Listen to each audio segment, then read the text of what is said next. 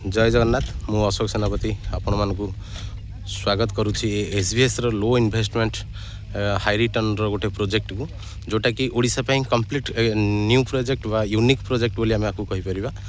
तो देखंतु आपण मानकु जो प्रोजेक्ट मु देखौची एसबीएस रो एटा होची 4th number project. Already Nellore रे 3टा प्रोजेक्ट कंपनी ऑलरेडी करि सारी छी। एटा ओडिशा पई फर्स्ट कंपनी रो 4th नंबर प्रोजेक्ट जोटा कि भापुरु आपन जानिथिबे ढेंकानाल डिस्ट्रिक्ट बेगुनियापाड़ रु लेफ्ट 2 किलोमीटर आसला पर ए प्रोजेक्ट जो रास्ता देखुछन आपन एटा होची revenue road. A revenue road row both side रे कंपनी रो लैंड अछि 33 एकर ऊपर कंपनी एठी प्रोजेक्ट करूची। एठी कंटेनर मध्ये कंपनी ऑफिशियल यूज पई बर्तन लगेइची। तो एठी बेनिफिट आ यूनिक प्रोजेक्ट काई कहबा ना कंपनी एठी जो 33 एकर लैंड नेइची कंपनी याकु सब गोटे गोटे यूनिट 1600 स्क्वायर फुट रे यूनिट करी कि सब कस्टमर मानकु सेल करूची। एठी पर स्क्वायर फुट 187.5 माने 187 टंका 50 पैसा पर स्क्वायर फुट कंपनी तार प्राइस फिक्स रखिची। तो एठी आपनकर बेनिफिट कोन होउची ना जदी एठी आपण गोटे लैंड पकाउछंती तो लो इन्वेस्टमेंट लैंड जदी एठी माने बाय करूछंती तो आपनकर एठी डबल बेनिफिट रहउची। फर्स्ट आपनकर तो जमी रो वैल्यू एमित रे भी बढ़िबो ता सहित जो प्रोजेक्ट सैंडलवुड प्रोजेक्ट जोटा कि व्हाइट सैंडलवुड धला चंदन रो फार्मिंग कंपनी एठी करिवो सेथरु आपण बहुत बड़ बेनिफिट नहीं पारिबे। काहेकि ना आमे जदी देखिबा गोटे लो इन्वेस्टमेंट मात्र 3 लाख टंका रे 1600 स्क्वायर फुट रो जमी रो ओनर आमे होउचे। जमीर ओनर हैला परे एठी बेनिफिट कोन पाउचे ना प्रोजेक्ट फर्स्ट प्रोजेक्ट बेनिफिट पाउचे। एठी जमिति कि 33 एकर ऊपर कंपनी तार boundary wall diamond finishing with DC supporting row गोटे बाउंड्री करिवो। टोटल कंप्लीट प्रोजेक्ट आपण माने देखि परथु केते बड़ प्रोजेक्ट।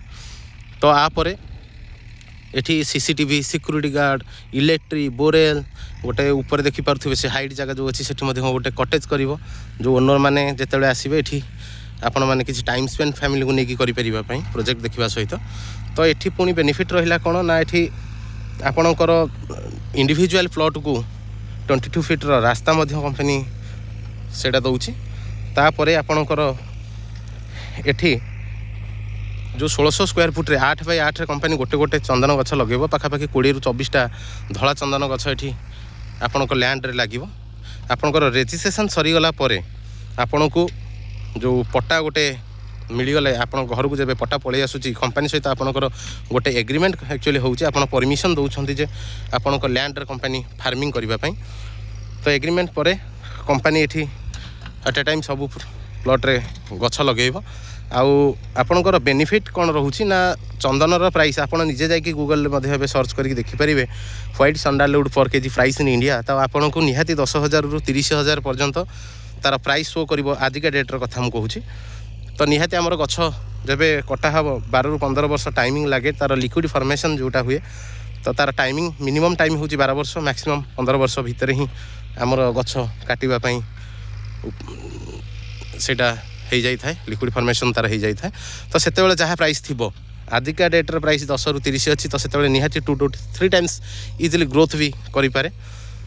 तो जहा ग्रोथ हबो ताकू छाडंतु जदी आजिका डेट रे हमें कैलकुलेशन करिबा निहाती गोटे गोटे गछ आम 1.5 क्विंटाल रु 2 क्विंटाल काठ आम अति कम से कम पाउचे।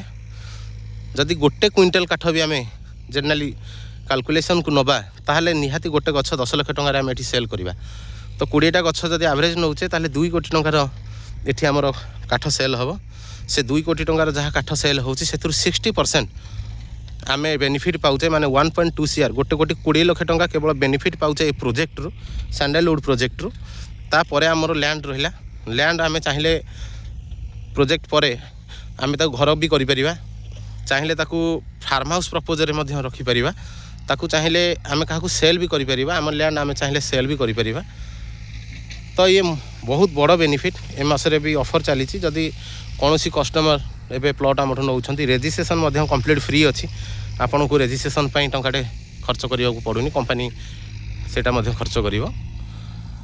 तो ये गोटे सिक्योर इन्वेस्टमेंट आमे बहुत जगह फिक्स डिपॉजिट करूचे जहाँ भी करूचे 3 लाख टा जदि आमको आपण निजे कैलकुलेशन करि पारंती केते टंका फिक्स डिपॉजिट रे मिलिबो। आ एठी गोटे 15-17 वर्ष भितर निहाती जदि गोटे कोटी टंका प्लस आमे बेनिफिट पाउचे ताले केते बड़ बेनिफिट आम एठू इनकम नहीं पारुचे दैट टू बी 100% सिक्योर बोली मु कहबी कहीं लैंड आम नारे रहिला डे 1 रजिस्ट्रेशन कंपनी आमको दउछि आम नारे जमी कंपनी करूछि फार्मिंग सेति पई मध्ये कंपनी गोटे गोटे प्लॉट रु बेनिफिट पाइलानी मिनिमम 80 लाख प्लस आज के डेट कैलकुलेशन रे तो जदि मिनिमम 800,000 प्लॉट रु कंपनी जदि गोटे गोटे प्लॉट रु 80 लाख बा कोटी टका पाउछि नो डाउट 800 रु 1000 कोटी टका कंपनी मध्ये एठू बेनिफिट पाउछि तो ये गोटे सिक्योर इन्वेस्टमेंट लो इन्वेस्टमेंट एग्नेस्ट आप हाई रिटर्न पाउछन ये प्रोजेक्ट रु सिक्योर प्रोजेक्ट गोटे देखि पारुथिबे काम डेली बेसिक रे चली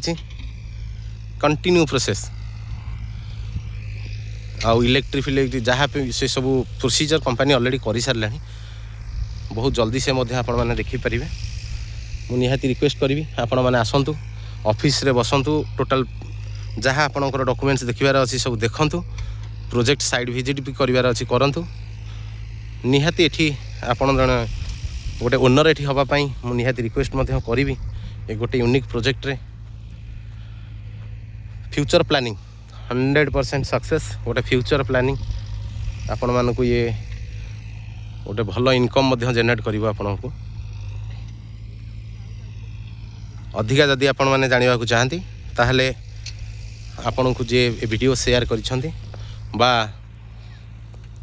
आपण ऑफिस मध्य आसी परिबे डिटेल्स जानिबा पई थैंक यू ये यूनिक प्रोजेक्ट रे अगेन मु अशोक सेनापति आपण को धन्यवाद दूची आप बहुत जल्दी कांटेक्ट करूँ बहुत कम प्लॉट आम पाखे ये अच्छी कंपनी मिशन एंड विजन जब देखा 2000 एकर उपर कंपनी प्लांटेशन कर सेकेंड प्रोजेक्ट बहुत जल्दी से भी आमर ए प्रोजेक्ट गछ लगिला स्टार्ट हम थैंक यू सो मच।